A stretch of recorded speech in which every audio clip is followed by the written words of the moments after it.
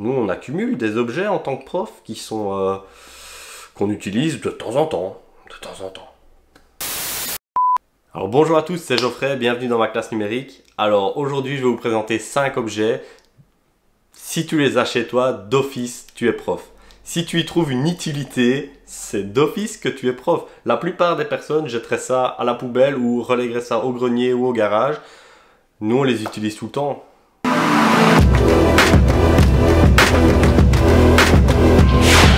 On commence directement ce top 5 avec des feuilles. Des feuilles.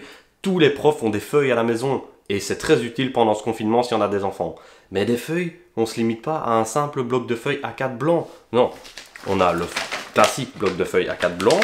On a également le bloc de feuilles cartonné en A4. Le bloc de feuilles A3. On a les feuilles en carton. Alors on a évidemment les cahiers. Alors les cahiers Atoma, les cahiers plastifiés. On a les blocs de feuilles.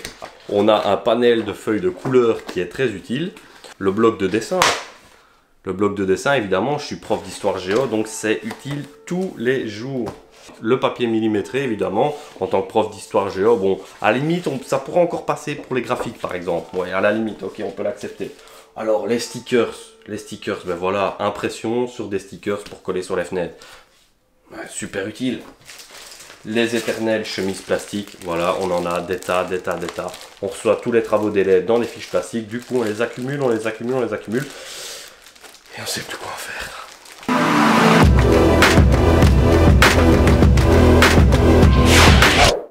En quatrième position, j'ai décidé de placer un objet qu'on utilise aussi régulièrement en tant que prof, souvent pour protéger nos feuilles, c'est la plastifieuse. La plastifieuse, super utile, on branche dans la prise, on met notre feuille dans un emballage plastique, ça passe dedans et c'est réglé, ça protège nos feuilles pour de longues années. Ah, très utile la plastifieuse.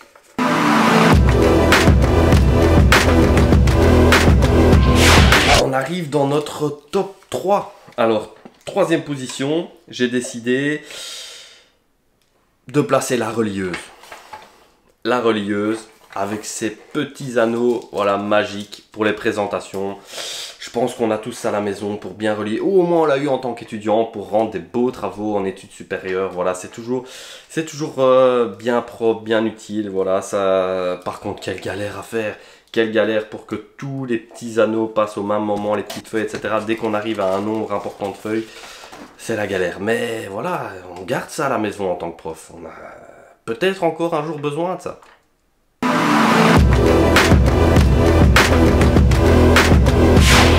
On arrive sur la deuxième marche du podium. Et là, vous commencez à dire, qu'est-ce qui pourrait encore nous sortir?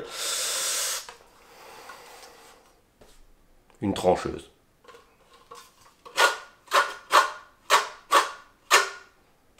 La plupart des gens coupent avec des ciseaux. En tant que prof, on utilise une trancheuse. Parce que pour des feuilles A4, ça va largement plus vite. Et on peut en faire plusieurs en même temps. Vraiment utile ce truc.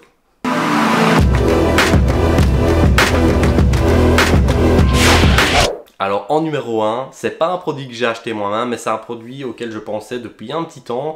Et je l'ai reçu dédicace à ma maman qui me l'a acheté pour Noël. Et depuis, je l'utilise tout le temps. Une étiqueteuse. Alors, il n'y a qu'un prof qui peut utiliser ça. C'est pas possible. Qui d'autre utilise ça dans notre société? Moi, j'utilise ça tout le temps. Depuis, j'ai étiqueté tous mes casiers, toutes mes fardes, mon armoire à l'école. J'ai étiqueté toutes mes feuilles. Je mets ça sur des chemises plastiques. J'ai mis ça sur ma boîte aux lettres. J'ai mis ça sur ma sonnette. J'utilise ça tout le temps. C'est génial ce truc. C'est génial. Voilà, c'est terminé pour ce top 5 d'objets insolites de profs. Certes, un peu cliché. Mais voilà, j'espère que pendant ces quelques minutes, j'ai réussi à vous divertir, à vous faire penser à des choses qui vous rappellent votre quotidien de prof ou qui vous ont fait rire. Voilà, simplement vous avoir diverti et passer un petit peu votre temps. Sur ce, je vous souhaite une bonne journée, de joyeuses Pâques.